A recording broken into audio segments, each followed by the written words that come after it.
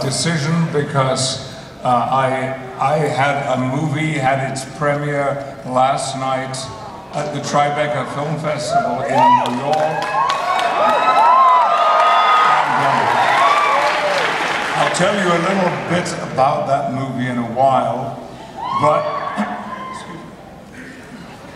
emotion. It was possible that I was needed today to do some press in advance of the next showing of that movie, but only on Friday morning was it confirmed that I could come. And I am so happy to be back in Salt Lake City.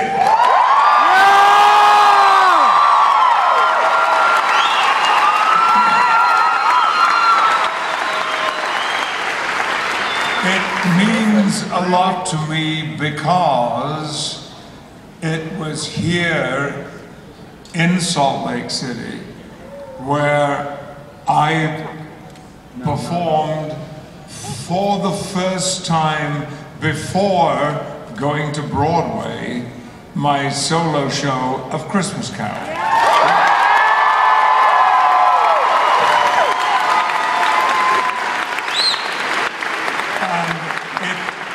It was the reception that that show got, the enthusiasm and the amazing support of the audiences. We're talking about maybe, what, 18 years ago? Who knows when it was? 1994. Thank you. And what happened here helped me to find the confidence just 3 or 4 weeks later to step out on the stage of the Eugene O'Neill Theater in New York on Broadway and do the show that had been seen for the first time here in Salt Lake City.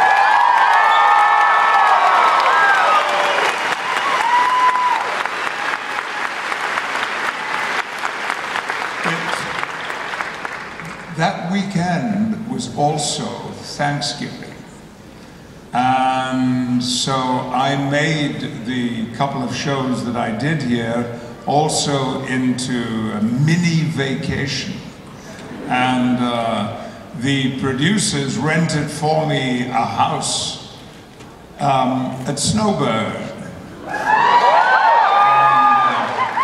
And, in those days I was not a skier.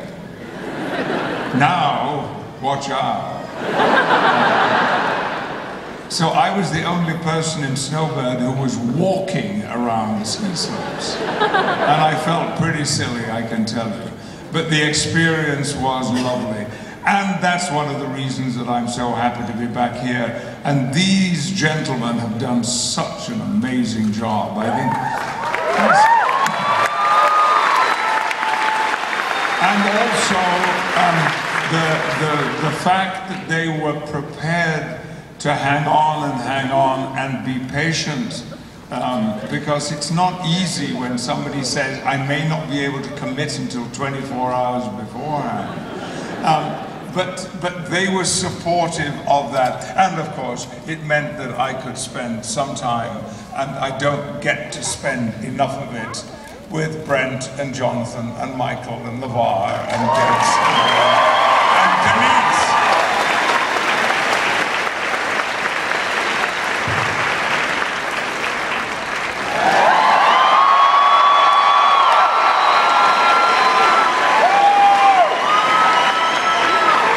Okay, that's enough.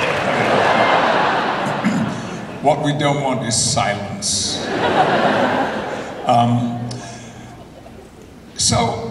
What else do I have to say? Oh yes, I was going to tell you about what's going on. Well, about 15 months ago, I made a small independent movie. It cost less than $500,000 to make. And even if you're not in the movie business, you'll know how amazing that is. It took 15 days to film it, working 10, 12-hour days in an apartment in Crown Heights in Brooklyn. And it's been a little bit of a struggle with this movie. It's really only got 3 people in it, myself and 2 fantastic American actors, Carla Gugino and Matthew Lillard. We had always hoped that the Tribeca Film Festival would want to screen this movie, and when they saw it and said quite excitedly they would love to, we couldn't have been happier. So last night, I went through the somewhat nerve-wracking experience of watching a movie I have, of course, seen several times. I've screened it privately for family and friends. But last night, we sold out a 1,000-seat theater in Manhattan, and the film was received so enthusiastically. We could not have fantasized about a screening going as well as it did last night.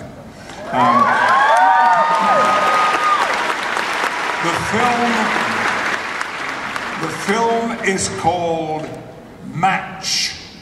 So keep your eyes open for it, because it is our hope that following last night, there will be distributors who will want to put this movie in a very small distribution out there. So it's a lovely piece of work, and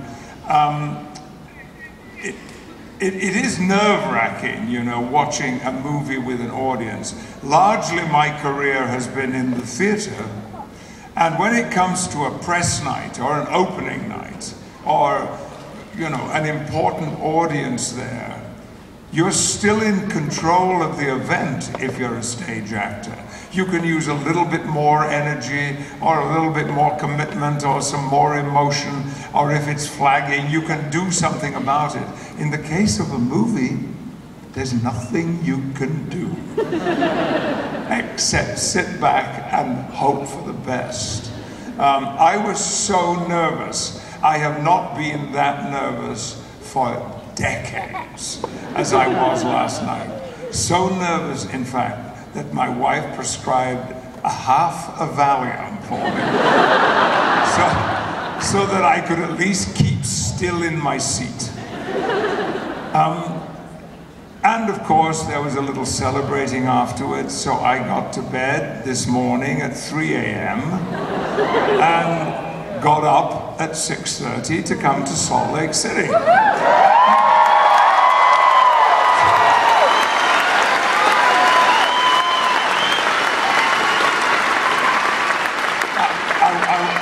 I want to ask a big favor of you all. If you see me starting to go, just yell out, "Wake up, Patrick," will you? But I promise you, I'm in no danger of going to sleep. What else? Well, I mentioned a little movie that cost $495,000 and was shot in 15 days. But in about 3 weeks' time, I have another movie.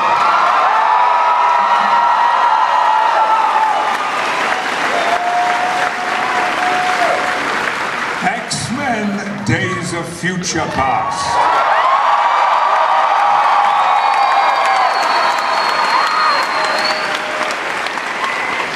This film cost a little bit more than $95,000.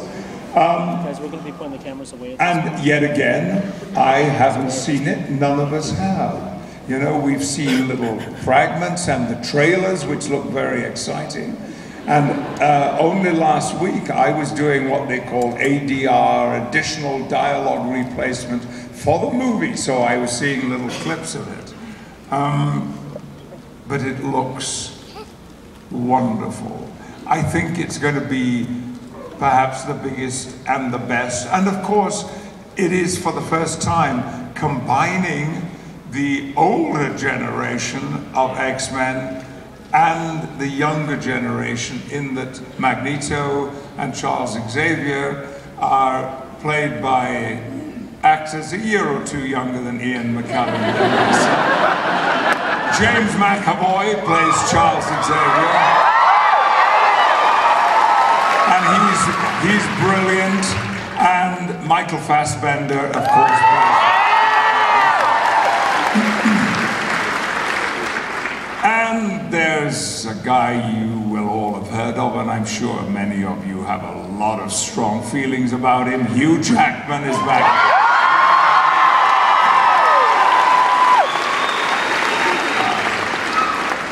And the amazing, brilliant Jennifer Lawrence.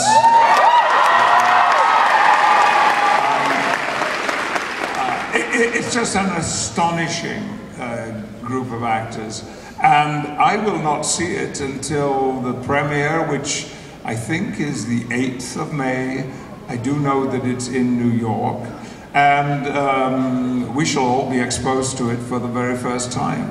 Then the next morning we get on a plane and we fly to London and we have a premiere there in London. And then we all disperse worldwide. And because, and so we were given choice, where do you want to go? There's Beijing, or there's Sydney, or you can go to Rome, or, well, one of the venues was Sao Paulo, Brazil. And my wife, who is a singer, has been passionate about Brazilian music for a long, long time. So I said, given a choice, where would you like to go? So we're going to the premiere in Sao Paulo, and from there to DC, where the Smithsonian Institute is putting on a special exhibition related to X-Men. So if there is anyone here from DC, or if you're going to be in DC in about the 3rd week of April, I think it's like the 17th of May, there is going to be a special exhibition there. But we're all very excited about the new X-Men movie.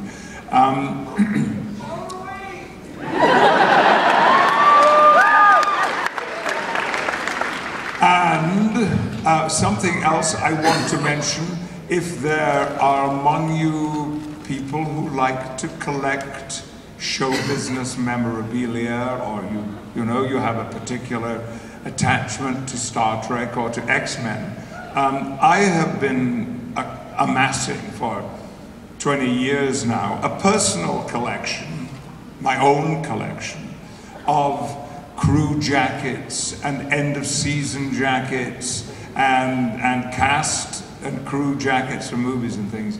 And so Heritage Auction on the 26th and 27th are having a really wonderful show business auction. It will both be live and online. And I've been through the catalog, and I tell you, there are so many things there I would just love to have in my own collection. There's a huge amount of absolutely unique Beatles memorabilia, for example. Elvis. Movie-related items, some of them going back to the 20s and 30s, that are really exceptional. There is one piece I've got my eye on. I'm not going to tell you what it is, because you'll all go and outbid me for it. But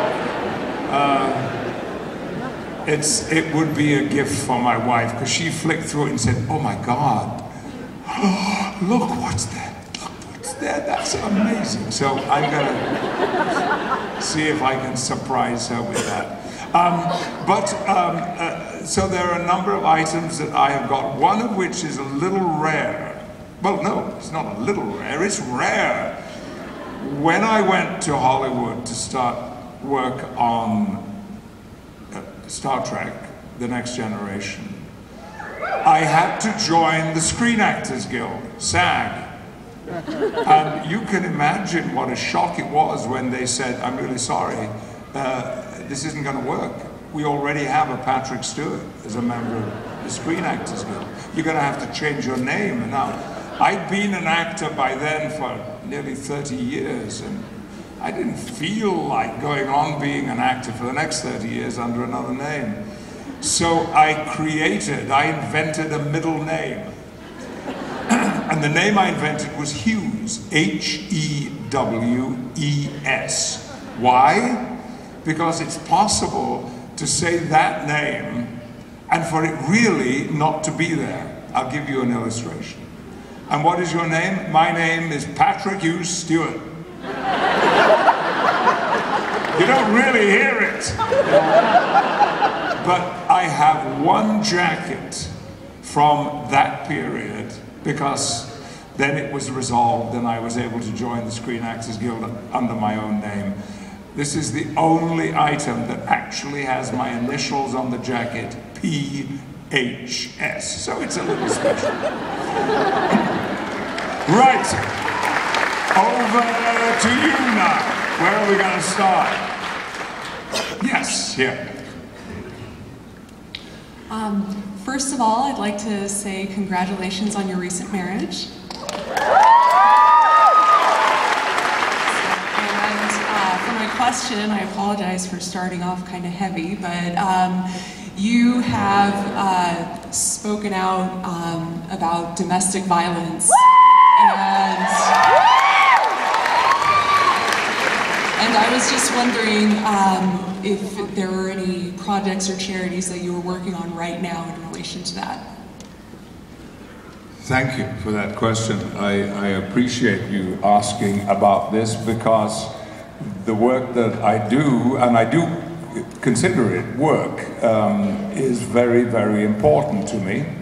I am patron of a British organization called Refuge. It is the oldest domestic violence organization in the UK. They opened the first safe house for women and for their children in Chiswick, London, West London, very close to where I lived. And my then wife and I used to take around sacks and bags of tin things and blankets, and because they had nothing at all. And I do remember, and it made a vivid impact on me and said a great deal about the situation of so many women, that when we went to knock on the front door to hand over whatever we brought along, you would hear, for what seemed like half a minute, bolts being drawn and locks being unfastened, because these women really needed to be protected. So I work as closely as possible with Refuge. They now have over 40 safe houses in the UK, and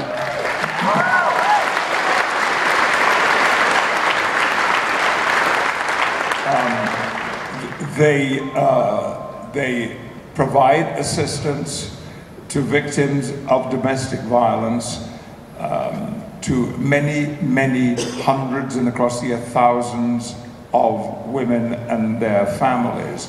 And it's very important to know, because there are organizations also here in the United States. The most critical thing that they have is an SOS line, where you can dial and there will be somebody there 24/7 to pick up the phone and listen to what's going on in that person's life. And this is of immense value. Refuge is about to extend its assistance and aid to issues like female slavery, deportation and importation of women from foreign countries, and particularly the tragic condition of female genital mutilation, which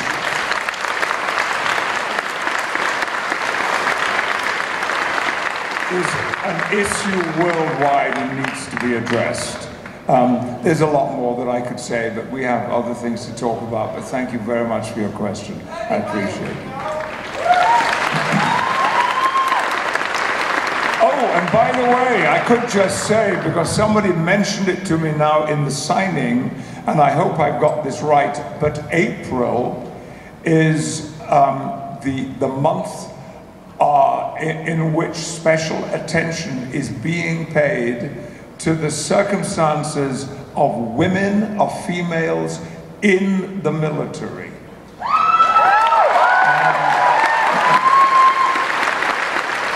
We're all aware of some really quite spectacular cases that have been written about in the last few months or so.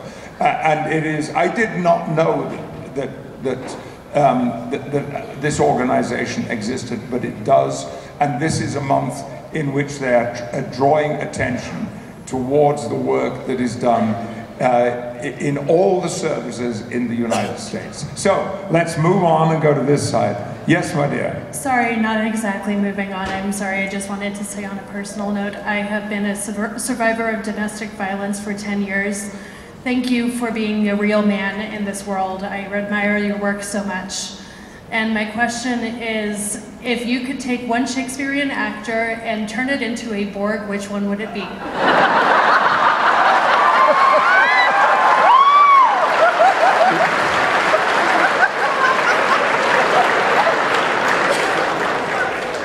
Let me just make sure that I understand the question. If I could take one Shakespearean actor or character. Sorry, character specifically. Right. And turn him into the Borg, that would not be a nice thing to do. Would it? You know, well, I really have nothing against any Shakespearean characters. Some are more interesting than others, and rather, I would wish that I might have Juliet, or Hermione, or Rosalind, or Portia, or any of those amazing Shakespearean women with me on the bridge of the Enterprise.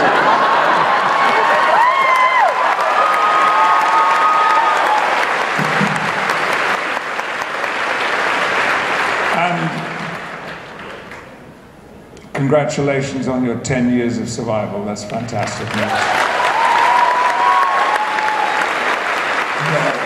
Really? Professor? That's not possible. They just told me I got 5 minutes left. So, yeah, you said 5 minutes. Okay, go on. Yes, what's your question? I talk too much, I'm really sorry. I talk too much about other things. Hi, so I love that you are BFF with Ian McKellen.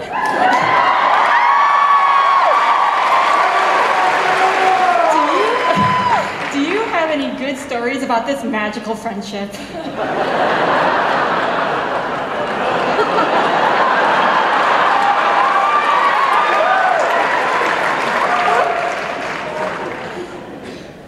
Well, a few weeks ago, the Guardian newspaper in the UK outed me as part of the gay community. The very first person to congratulate me on that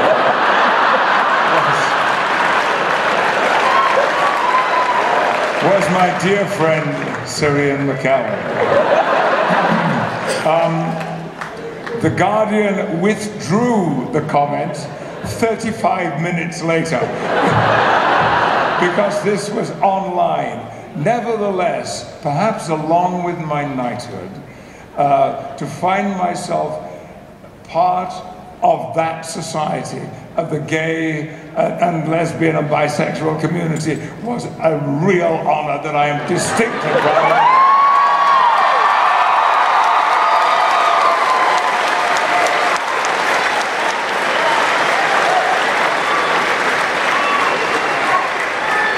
So, Ian kind of made me an honorary gay man, which yes. I just wanted to say, first of all, oh Captain, my Captain, if you tell me to make it so, I'll follow you to the ends of the universe. That wasn't my question, I'm just preferencing. You got a question? Yeah, I just wanted to know if you're going to be guest starring on The Big Bang Theory.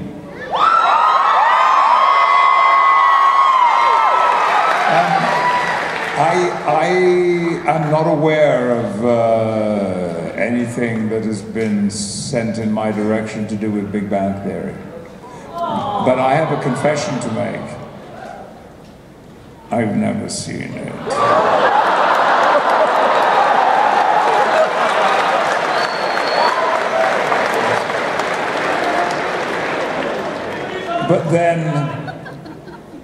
But then, I haven't seen Game of Thrones. And I haven't seen Downton Abbey.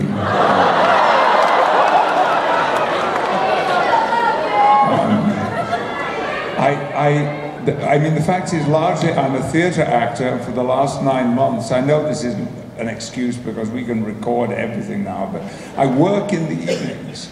And if I watch anything when I come home at night, I watch The Late Show with Jon Stewart, or I've recorded, you know, some spectacular soccer matches, and that's what I sit down and watch. But the time will come when I shall be sitting at home watching a lot of television. And actually, I really love box sets. I know you don't have to have box sets now. You know, you can set the television and it will just record everything that comes up. But I was introduced to the box sets quite late when my now mother-in-law gave me a box set of, oh my Lord, Deadwood. I became obsessed with that brilliant, brilliant series, but so I'm sorry, I'm really a kind of failure in that area. And then yes, I see, and the heavy brigade are here to throw me off. Yes, sir. Okay, Mr. Stewart, just between your work with Seth MacFarlane, your work with the sci-fi community, and on stage, where do you think your true passion lies? Well, yeah, you see already some people are muttering the word out there. All I ever wanted to do was be on stage acting in Shakespeare.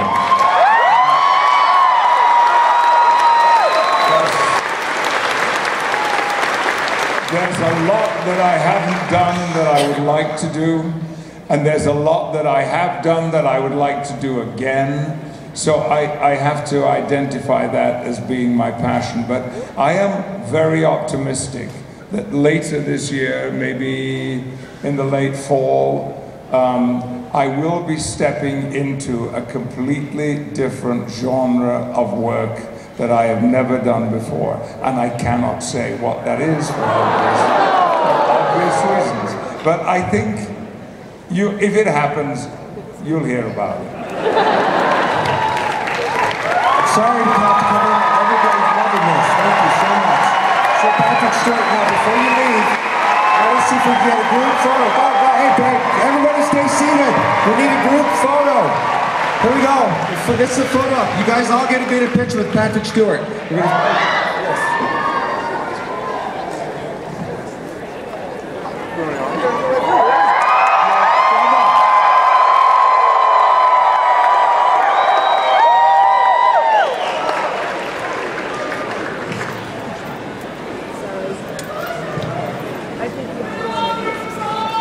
Stay seated for 1 minute, okay? Thank you very much. You've been fantastic.